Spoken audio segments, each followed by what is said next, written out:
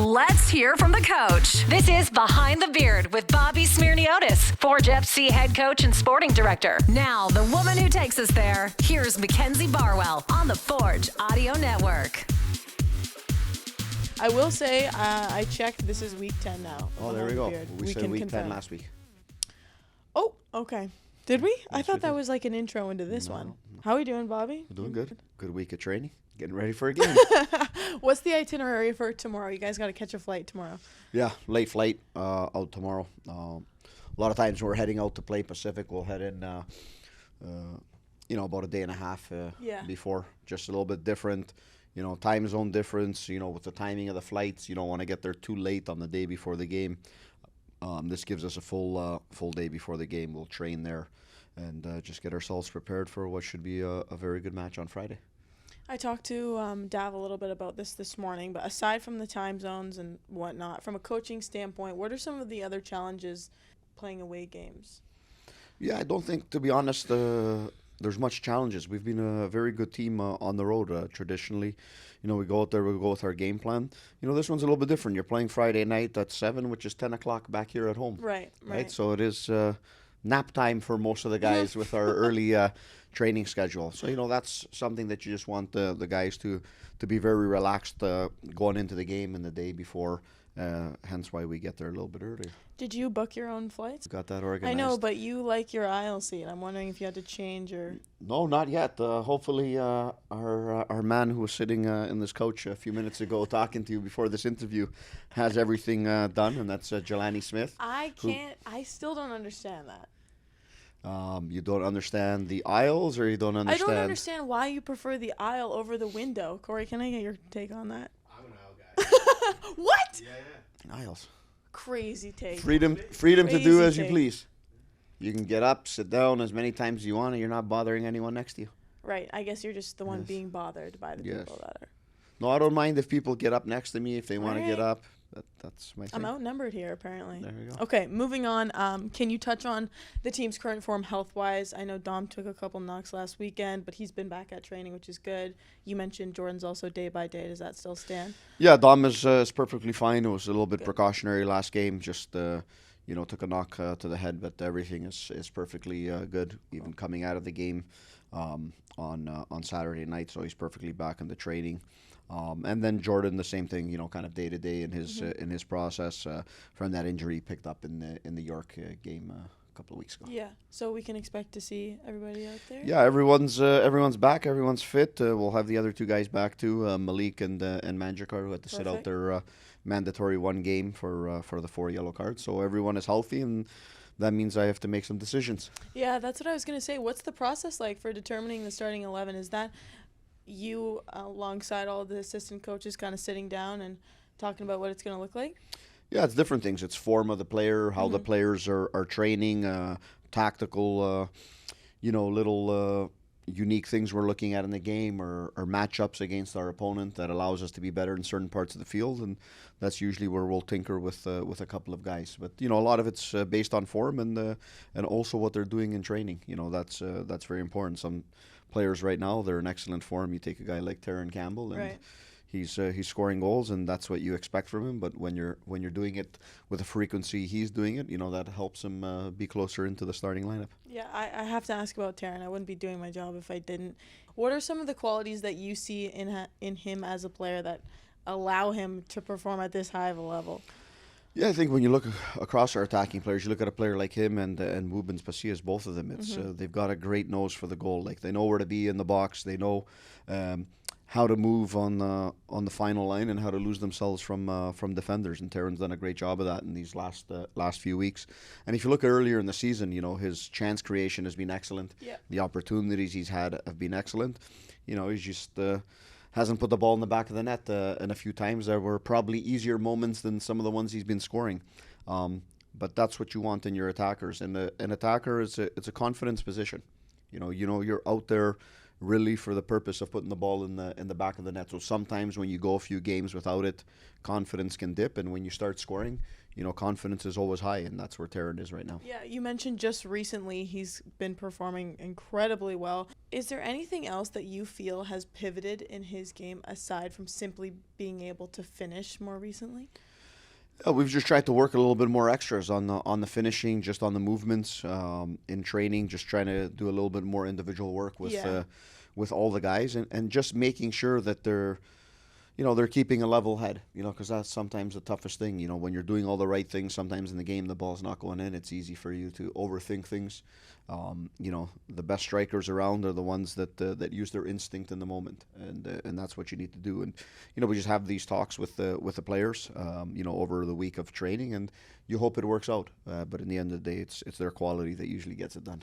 Did you notice that there were some similarities between Woobs and Taryn when they started playing together? Or? Yeah, you know what? They play a similar position, but they're actually a little bit different in the way they move. One is a little bit more direct and behind. One is a player who comes into the ball, and that's the thing we love about the two of them. They give us a distinct style of having what we call a traditional nine. But this year we've also seen them play together in a lot of roles. And sometimes it's Taryn up top and Woobens playing off of his shoulder, and we've seen on the other side where Woobens is playing up top and Taryn off their shoulder, and that's what we want, because we're playing a lot of games. We're playing a lot of games against the same opponents. You need to have some type of a different look, especially when maybe we're not firing on all cylinders as we would like. We're in a good place right now based on how everything looks in the season, but we also know we haven't played our best football. So to bring that forward, we need our top guys, and that's most of our guys, to be pushing themselves in training a little bit more and having a little bit more of a challenge amongst themselves to get the results in the games. My next question is more out of curiosity. You just said that as an attacker, you have to be confident. You just have to be a naturally confident person. When you look at a defender, what are some of the traits that you have to see in a player in that position? Yeah, the confidence comes from different things. It's just for our defenders, first and foremost, they have to be able to play. They have to be comfortable on the ball. Yeah. We're not a team that defends very low or gives the ball to the opponent and watches them play. So our defenders, first and foremost, have to be good players on the ball, and that's not the case all the time.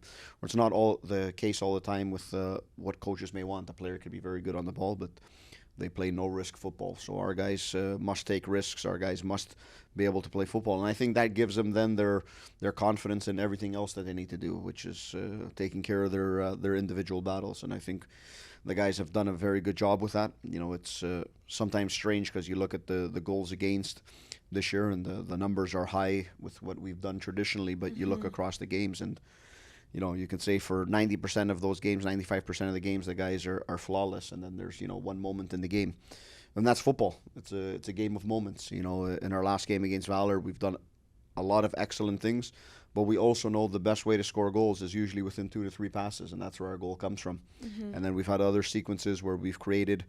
We had another goal that there was a big meeting by committee that didn't count, but that goal came after, I think it was 15, 20 passes. And that came through that process. So we got to be comfortable in doing both of those things, and that a lot of times comes from our defenders. They start all of that for us, and how comfortable they are on the ball, how confident they are on the ball. That gives us our rhythm, and that gives them, I think, more energy in those moments when they're having to defend well, especially on the counterattack against opponents. That last game against Valour, a great turnout from Forge fans, and not only were they, tolerating the rain, but they were enjoying it. Yes. Did you see them bouncing around? They were jumping. They were having a good time. What's the message that we're sending to the Forge fans after they came out for that one? It's fantastic. It's great to see. I know it's tough at one moment. The rain was coming down hard. Yeah. Even I took some shelter, which I never do. But then you get your head up, and they're still there. I think that's fantastic, and it was a key moment in the game where we're pushing for a goal. We've got one. It unfortunately comes back, and we get another one, and I think they probably thoroughly enjoyed those moments. That controversial offside call, the goal didn't end up counting. How do you as a coach kind of maintain your composure, and same with the rest of the team, and just, continue pushing even past these frustrating moments like that? Yeah, in the moment it's frustrating because we've obviously got our monitors on the bench from different cameras, broadcast, stadium cameras, different things. So we're always taking a look at things. because we know things happen very quick, and in that situation we obviously saw what occurred. So yeah, it's very tough in the moment, but then you have to move on. You got to just keep on moving, because that's the reality of the game. And what you have to say is that you hope that those are limited things that happen in a season, and for the most part that the right thing will happen and they will go your way. Not in a way that's not part of the laws of the game, but in the way that they are. So it's tough. It's tough on the players, because you look at that, it was an excellent sequence. It was an excellent play. I thought the guys did everything very well, so it was unfortunate, but credit to the guys. We've kept on going. We've created again. We've scored after that. And it's unfortunate we've given up a goal there late in the game on one of two shots that they had. Both were from set pieces. One was that one, and one was a free kick earlier in the first half. We definitely didn't deserve not to have 3 points on the day. That's not to take anything away from Valour. They're a very good team. They're an organized team, and they took their one chance that they had off a set piece, which it's going to happen in a game, and they took that, and they've equalized late in the game. But when you look back at it, you say that you haven't done anything in that game that troubles you to not come out with 3 points. But that's the beauty and the beast of this game. Like, how do you maintain your composure? Like, I don't. It's the next day. It's 2 days later. Yeah. You focus on the next one. You move on, and that's what you have to do. It's there's a lot of football to be played. I think everything's even across the league, and your next game becomes your most important one. So you can't dwell on what's happened, and it doesn't matter if you're doing well, not doing well. I think that's the most important thing that you need to do, because the one thing we've seen is each team has gone through a slide. Each team has gone through a high point in the season, and if that's indicative of how things are going to work, we just need to focus on ourselves. After a result or just a game, do you have a discussion with the players to hear how they thought that it went? Because you mentioned, some of them felt the same way. After you kind of give your 2 cents. Definitely not after the game. After the game is not the best time to speak a lot about things. I think that's where, there's either way the game is gone, there's always emotions. I feel great about winning. Nobody wants to hear what really happened. And if things didn't go well, everyone is in a place where there's more emotions than needed. So, my post-game talks usually last about 30 seconds, and everything will happen the following day in training, or the day or 2 days after training, because I think, players are intelligent. Everyone sees things. They'll have time to reflect, to see things, and you can have more clear conversations as the day goes by. Yeah, so in terms of ensuring that two-way communication, it's just kind of a couple days after, maybe at training, those are when the conversations are we have a lot of individual conversations, and a lot of times they're just casual things, in our locker room, in the players' lounge, in the kitchen, where we're just talking amongst the players, and doing that. And then a little bit more formally when we're reviewing the match video, because something we always do is review our previous match and just discuss simple moments. But I think a lot of it's done individually or in groups with the players, or we'll just casually sitting as guys are having their morning coffee or their breakfast, or could be during lunch. And I think that's when you can have the best conversations with players, where everyone can really talk a little bit more open. Definitely not post-game. Definitely not that post-game. That one got shut down immediately.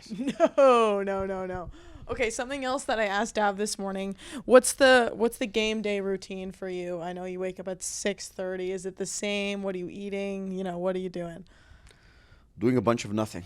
Okay. To be honest, I've tried to do all the work leading into the game. So the day of the game is usually a day of very relaxed time. If it's a home game, just sitting around the house and waiting and doing a bunch of nothing. Maybe some things around the house. Or are you superstitious? Do you haven't? No. Okay. No. There's no superstition. We can start one today, and then it works for 3 weeks, and then after that it stops working, and then you start spinning your head and start thinking of things that aren't there. So no, it's usually anti-superstition. Yes, it's usually just a relaxed day, and then go over some finer points when I come into the office on the game day. I'm usually in the office probably around 2.5 hours before the game in the stadium. And then the away games are a little bit different. There's just way too much free time sitting around the hotel. Did you know that Rama gets his haircut like every game day or a day prior? Explains a lot. I didn't know it, but there you go. And G said that he has a. Oh, I don't know if I should expose him on this one, actually. You may have to think about this one. If I'm going to be able to use it against him, I'm going to have to say where I got it It's from. not bad. I feel like I'm making it sound worse than okay. it actually is. He says that he has to have a couple Skittles before the Oh, game. Skittles, yes. I just wasn't sure if that was in Yes, the no. nutrition Yeah, guidelines. Not necessarily, but we'll give him his Skittles. That's fine. Okay. Yes. He seems to have an issue if he doesn't have Skittles. We'll close it out there. Yes. Thanks, Bobby. No problem. Thank you. Week 11 next week. This has been Behind the Beard with Mackenzie Barwell and Bobby Smyrniotis. If you like what you heard, please like, follow, subscribe, comment, and share. It's like, yeah, I'm not coach, but I'm a friend of coach, I think. So why do you pour a liter of milk in your coffee? Okay. So this is. Oh, Mike, sorry, my fault. You know what I was gonna do today What as were a you gonna do bit? today? Yeah. I was gonna bring a carton of milk because Because you I use used all of half our milk of- in your yes. small espresso shot of coffee. What is with everyone and drinking 2 shots Yeah. of espresso? Did you see it? I did not. It's like Listen. we have an espresso. She called them Keurigs first of all. yeah. Wow. That was my first mistake. Great. What are we doing here? Okay. Yeah, I know. Put it back down. Something's actually really happening here. Just in case this is us live. It is. We're recording. I'm actually okay. putting this in. This is at the crazy. end. No, don't do that. I am. I think Bobby is the best, by the way. Oh, I said he's the best. Who's the best? Okay, well. What kind of milk do you guys drink? Skim, 2%? What am I I'm like buying? a whole milk guy. I lived in the States for 4 years, so I drink whole milk now. What does that even mean? Never give your microphone, by the way. Get out of here. Get out of here. I thought we were going for like a latte. Thank you. Yeah, I mean, if you warm the milk, then you're going to put that much milk. No one Otherwise, told you're taking me. freezing cold milk and putting that much into a double It was a shot of espresso. lukewarm coffee. Yes. It was bad. I can't lie. I drank it. I was grateful. We'll see. See how All the depends interview how this goes. goes.